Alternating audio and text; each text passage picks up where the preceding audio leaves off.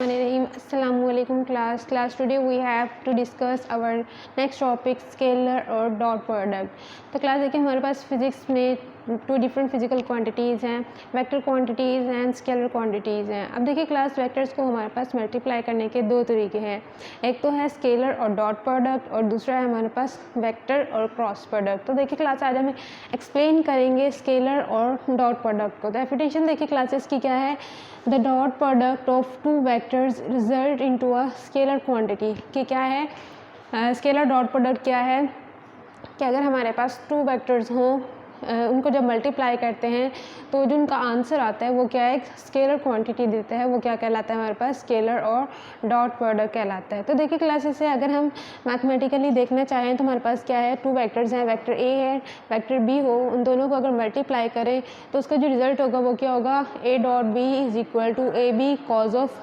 Theta. That is the magnitude of vector A and that is the magnitude of vector B and cos of theta is the angle between the vector A and vector B। इसे हम further कैसे लिख सकते हैं, A dot B is equal to A B cos of theta. तो class देखें next इसको हम फिजिकली कैसे डिनोट कर सकते हैं। ए डॉट बी हमारे पास टू वेक्टर्स हो, उनका डॉट प्रोडक्ट लें, वो किसके इक्वल होगा, magnitude of vector A into projection of B on ए।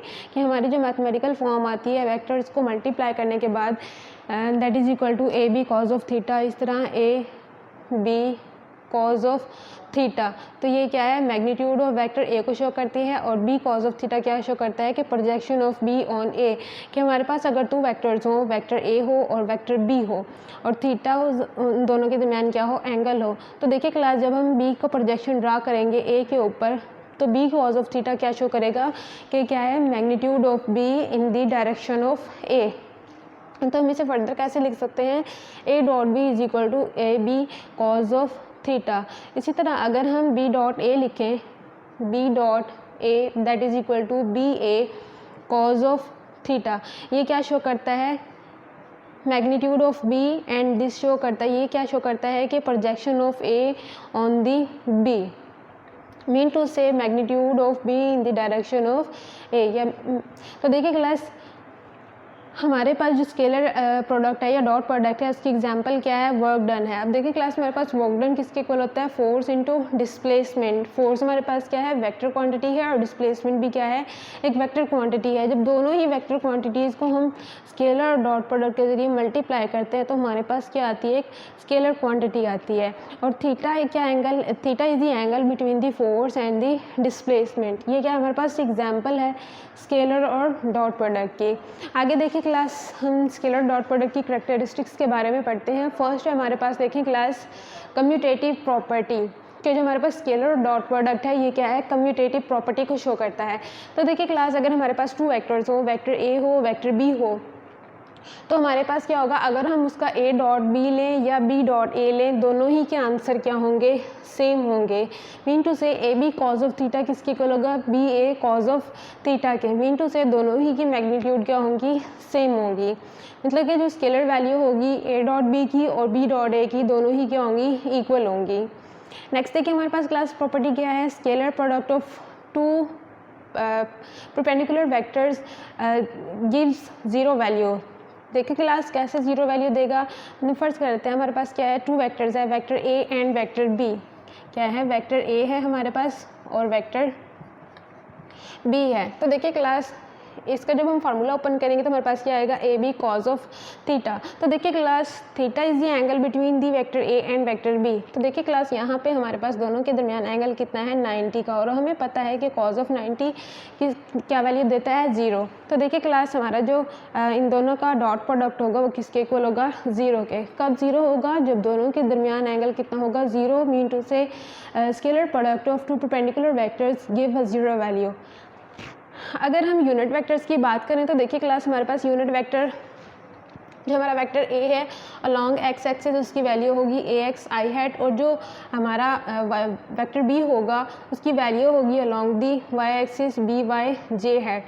तो देखिए क्लास यहाँ पे जब हम इन दोनों को मल्टीप्लाई करेंगे, mean to say I dot J करेंगे तो दोनों के दरमियान एंगल कितना होगा, magnitude of I magnitude of J and cause of theta. यहाँ पे थीटा एंगल कितना होगा 90, तो हमारा जो आई डॉट जे होगा वो क्या होगा 0 के इक्वल होगा। इसी तरह हमारे पास जे डॉट के भी क्या वैल्यू देगा 0 वैल्यू देगा और के डॉट आई भी क्या वैल्यू देगा 0 देगा। कब, जब दोनों वेक्टर्स के दरमियान एंगल कितना होगा 90 होगा।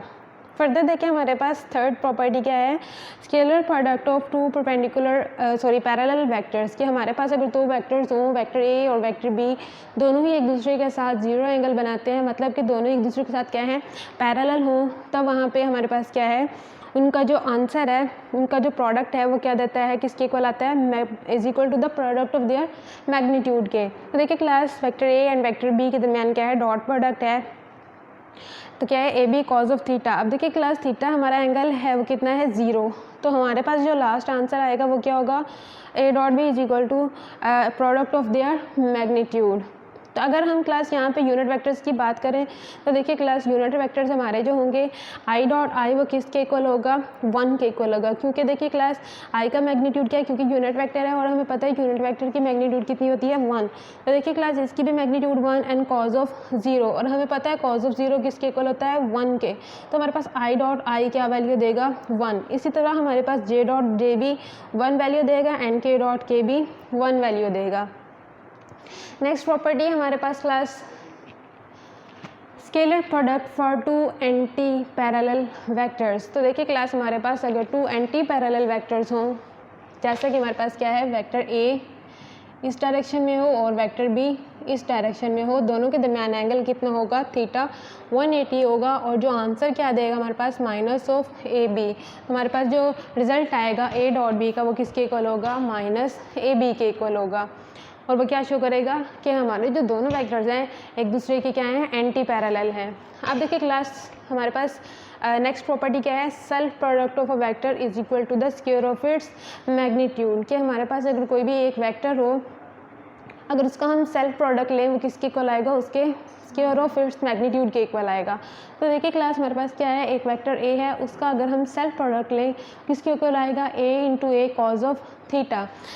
तो देखिए क्लास यहाँ पे थीटा हमारा कितना बनेगा 0, क्योंकि क्या है हमारे पास वेक्टर ए है जिसकी वैल्यू है हमारे पास ए इज इक्वल टू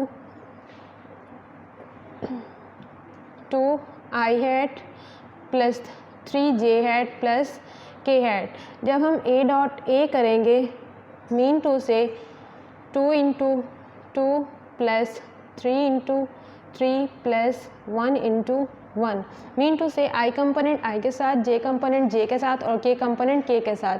तो यहाँ पे हमारे पास जो वैल्यू आएगी ए डॉट ए की वो किसके इक्वल होगी 4 प्लस 9 प्लस 1। तो देखिए क्लास ये क्या है 14 के इक्वल। तो देखिए क्लास अगर हम यहाँ से मैग्नीट्यूड देखें ए का वो भी हमारे पास किसके इक्वल आता है 14 के इक्वल आता है। तो हम क्या कह सकते हैं कि हमारा जो सेल्फ प्रोडक्ट है किसी भी वेक्टर का वो किसके इक्वल होता है is equal to the square of its magnitude. अगर हम क्लास देखें रेक्टेंगुलर कंपोनेंट्स की बात करते हैं कि हमारे पास अगर कोई भी दो वेक्टर्स हों उनके रेक्टेंगुलर कंपोनेंट्स हों, तब उनको हम स्केलर और डॉट प्रोडक्ट के जरिए किस तरह मल्टीप्लाई कर सकते हैं। तो देखिए क्लास हमारे पास वेक्टर ए है जिसके क्या है 3 कंपोनेंट्स हैं, ए x I hat plus A Y J hat plus A ji K hat, और सेकेंड वेक्टर बी है जिसके कंपोनेंट्स हैं B X I hat plus B Y J hat and plus B Z K hat. तो देखिए class जब हम A dot B mean to say A और B का डॉट और स्केलर प्रोडक्ट लेते हैं तब वहाँ पर हम कैसे करते हैं। तो देखिए क्लास फर्स्ट कर लेते हैं, हमारा जो वेक्टर ए है वो किसके इक्वल है 2 I hat plus 3 J hat plus K hat, और जो वेक्टर बी है वो किसके इक्वल है 3 आई हैट प्लस जे हैट प्लस 2 के हैट।